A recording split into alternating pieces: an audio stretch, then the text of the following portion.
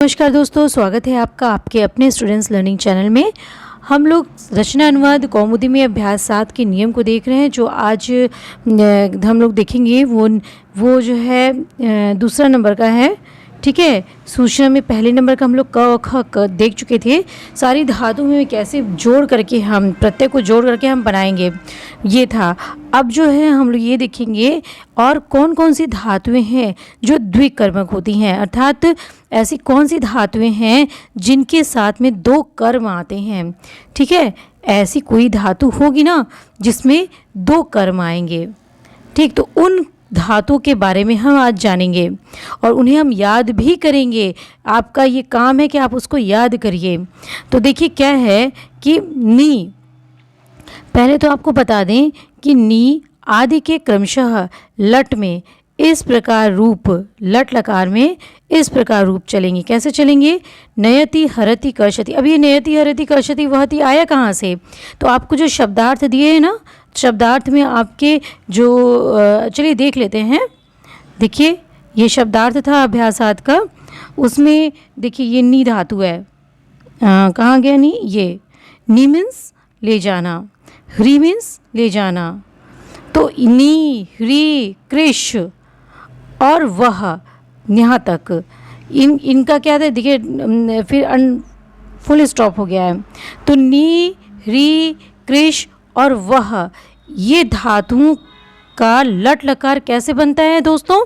तो ये देखिए ये है लट लकार, इस प्रकार चलेगा। नी का नयति, ह्री का हरति, इस प्रकार से चलेगा।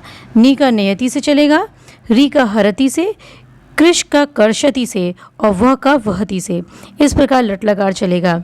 लेकिन आगे देखिए, उसके आगे भी तो दिया हुआ है ना, उसके आगे भी दिया हुआ है दोस्तों कि दुह, दुहना, याच, मांगना, दंड, देना, रुध, रोकना, ची, चुनना, ब्रू, बोलना, शास, बताना, मथ, मथना, मुश, चुराना।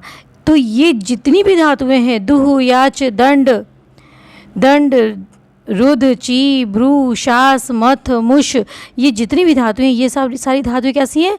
द्विकर्मक धातु हैं। ठीक है, ये जहाँ भी प्रयुक्त होगा वहाँ पे दो कर्म आएंगे। तो ये धातुओं का, इन धातुओं का लट लकार कैसे बनेगा? हाँ, किस प्रकार से लट लकार बनेगा, रूप चलेंगे उनके और उसकी स्टार्टिंग कैसे होगी वो बता रहे हैं। ठीक है, वो कैसे होगा? तो देखिए, दू का दोग्धी, याच, याचते, दंड, यति, रुड़, क्या हो जाएगा? रुद्ध का रुढ़द्धि। ठीक है, दोग्धी, याचते, दोग्धी, याचते, दंडयति, रुढ़द्धि, चिनोति, रुढ़द्धि, चिनोति, ब्रवीति, शास्ति, ब्रवीति, ब्रू का ब्रवीति, शास्ति, मथनाति और मुषणाति, मुष्का मुषणाति। हाँ, तो इस प्रकार से इसका रूप चलेगा। तो अब मैं क्या करूँगी कि इन सारे रूपों को जो है मैं आपको लिखवाऊँगी। जितने भी द्विकर्मक धातु के रूप हैं ये, इनका मैं लट लकार आपको ज़रूर लिखवाऊँगी। तो ये दरअसल ऐसा लिखवा देने से ऐसा होगा ना कि आपको ये कंठस्थ हो जाएगा, याद हो जाएगा। और जितना आप उसको याद कर लेंगे, पढ़ लेंगे, तो फिर उसके बाद ये धातुएं आपको रट जाएंगी कि हाँ, इन धातुओं के साथ में ही क्या होता है? दो क्रियाएं आती हैं, ये द्विकर्मक धातुएं हैं। तो देखिए नियम 21 क्या कहता है कि दोस्तों कि ये धातुएं द्विकर्मक हैं। इन अर्थों की अन्य धातुएं भी हैं, इन अर्थों की अन्य धातुएं भी होती हैं। अब इनके साथ दो कर्म होते हैं। दो कर्म का मतलब द्विकर्मक होते हैं। अब वे धातुएं जो हैं, जितनी भी ये धातुएं हैं, ये धातुएं आपको याद करनी जरूरी हैं। इन धातुओं की संख्या कितनी है दोस्तों? 16 धातुएं हैं। ये कुल मिलाकर के 16 धातुएं हैं। तो चलिए एक बार हम लोग अच्छे से इसको देख लेते हैं, इन 16 धातुओं को। दुह, याच, पच, दंड, रुध, प्रक्ष, ची, ब्रू, शास, जी, मथ, मुश, नी, ह्री, कृष, वह, ठीक है। दुहु याच पच दंड, दुहु याच पच दंड रुद्ध प्रच्छ चीब्रु शास्त्र जी मथ मुश नीहरी कृष्वह। दोस्तों आप इसको जिस भी तरीके से याद करिए, चाहे गा के याद करिए, चाहे जैसे भी याद करिए, आपके याद करने का तरीका वो आपका ही होगा कि किस तरीके से आप याद करते हैं इसे, लेकिन याद करना बहुत ज़रूरी है। ये 16 धातुएं दोस्तों जब आप याद कर लेंगे तो आपके अनुवाद करने बहुत ही सरल हो जाएगा। तो एक बार देख लीजिए और अच्छे से कि दुहु याच पच दंड रुद्ध प्रच्छ चीब्रु शास जी मथ मुशनी ही कृष्वह।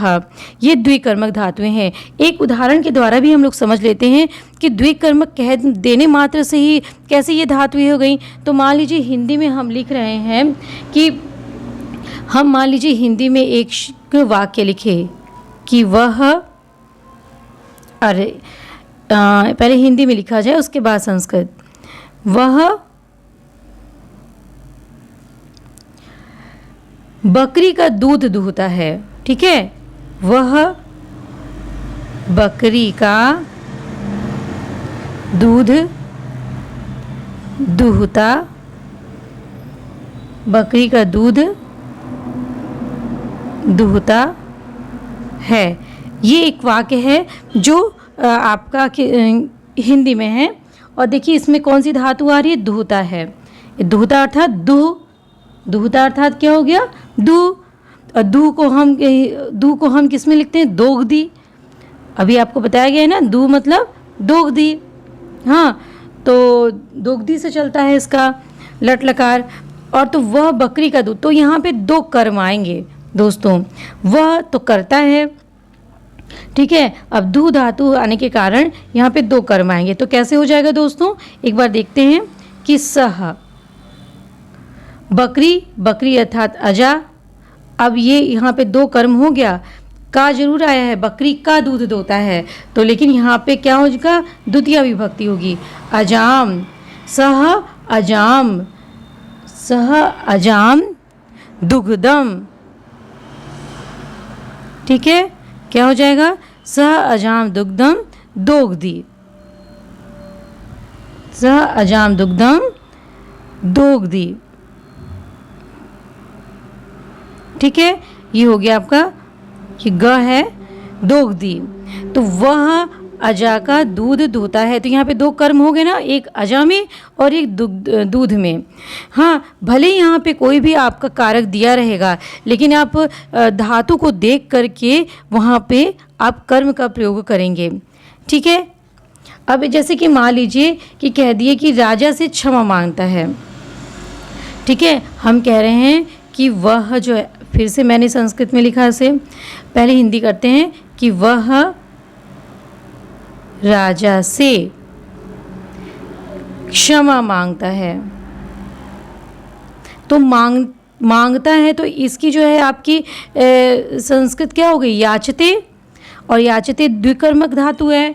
हाँ, दुह याच पच दंड रुद्ध प्रच्छ चीब्रु, तो आपकी जो है क्या है, द्विकर्मक धातु है। तो मांगना के कारण यहाँ पे राजा और क्षमा इन दोनों में क्या होगा, द्विकर्मक धातु होगी, कर्म होगा, द्वितीय विभक्ति लगेगी। अब देखिए राजा से है, अब कारक के अनुसार आप दोस्तों देख लेंगे, कारक के अनुसार देखेंगे तो से, राजा से क्षमा मांगता है, या यहाँ पे करण कारक हो जाना चाहिए। हाँ, तो लेकिन करण हो जाना चाहिए, लेकिन यहाँ पे मांगने के कारण, याचते होने के कारण यहाँ पे राजा और क्षमा दोनों में क्या हो जाएगा, कर्म हो जाएगा, द्वितीय विभक्ति लगेगी, ठीक है। तो यहाँ पे क्या हो जाएगा, तो वह को क्या बोलेंगे दोस्तों, सह। सह क्या हो जाएगा दोस्तों, सह नृपम, ठीक है, द्वितीय विभक्ति नृपम क्षमाम याचते। अब ये लट लकार में हम याच जो मूल धातु है उसको हम याचते से बनाएंगे ना, तो हो गया याचते। इस तरह से हम लोग इसका प्रयोग करते हैं, तो द्विकर्म आ जाते हैं इसमें। द्विकर्म आ जाने के कारण इन धातुओं को द्विकर्मक धातु बोलते हैं। तो दोस्तों ये दो द्विकर्मक जो 16 धातुएं हैं आपकी, ये 16 धातुएं आपकी बहुत ही महत्वपूर्ण धातुएं हैं। इन धातुओं को याद करना आपको बहुत ज़रूरी है। जब याद रहेगा आपको तभी आप समझ पाएंगे, अरे ये तो द्विकर्मक धातु है, इसमें तो 2 कर्म आएंगे।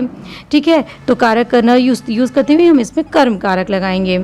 अन्य कारक का इस्तेमाल न करते हुए हम इसमें इस वाक्य में द्विकर्मक धातु वाले वाक्य में कर्म कारक लगाएंगे। तो इनको याद करना बहुत ज़रूरी है दोस्तों। एक बार फिर से हम लोग देख लेते हैं कि दु याच पच दंड, इसको आप जैसे भी याद करिए। हमने तो इसको 4-4 के समूह में बांट करके याद किया था।